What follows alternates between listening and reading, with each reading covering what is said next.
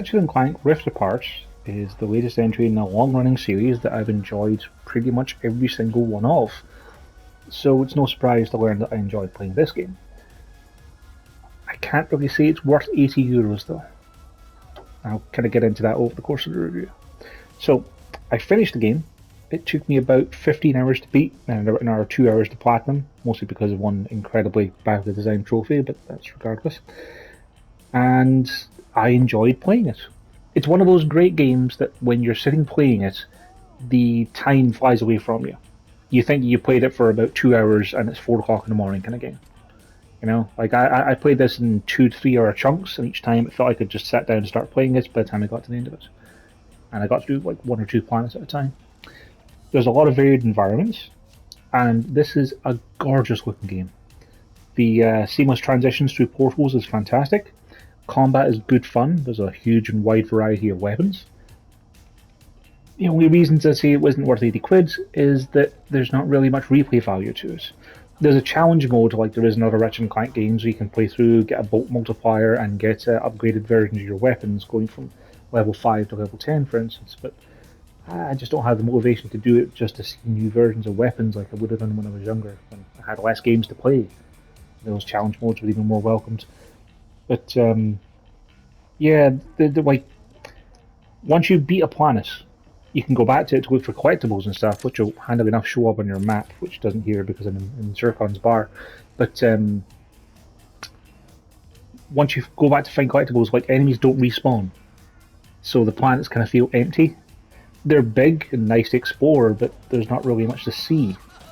Like you're just kind of wandering around in environments.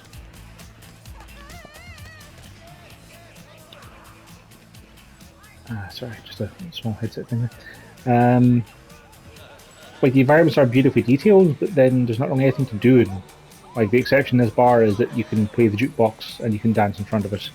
Like there's not really anything else to do in the entire rest of the bar, as great as it is. Let's jump in to show you some combat. Because of the fact that enemies don't respawn, the battle cups are pretty much the only way to actually show you some of that. What are we going to do? Let's do like a regular thing. Oh yeah, front swan. So, the game is a beautiful looking game. The problem is that it feels very unpolished. Like, there are very few varieties of mini-bosses. Like, this is pretty much one of the only varieties of robot you fight. There's this one that jumps at you and shoots at you, and then there's one that has a chest laser beam that fires at you. And that's pretty much it for mini-bosses.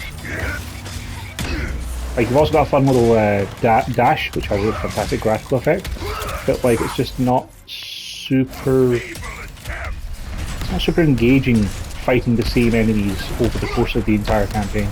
And I gotta climb in the sky because I have upgraded weapons at this point, but... We're changing for that, really?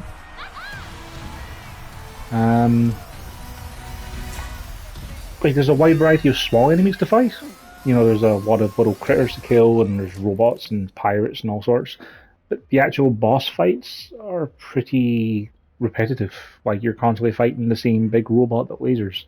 There's like one boss fight against a tall robot you have a couple of times, especially if you do the challenges and the cups.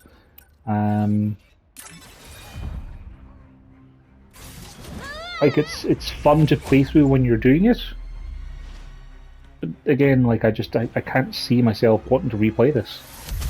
Like, I enjoyed the game, I enjoyed the story, and I enjoyed the combat, but I got my fill of it with the 15 hours or so I spent playing it.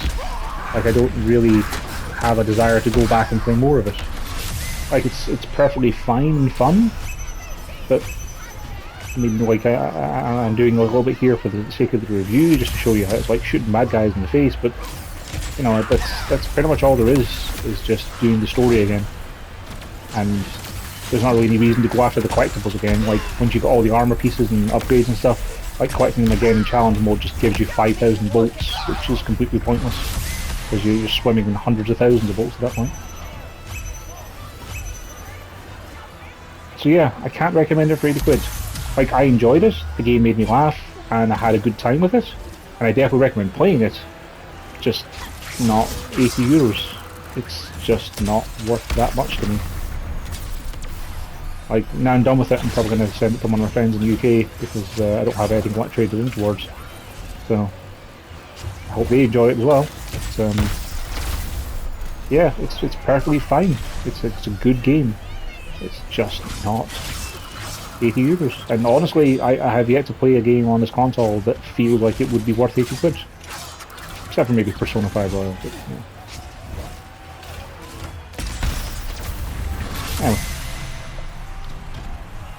I'll do.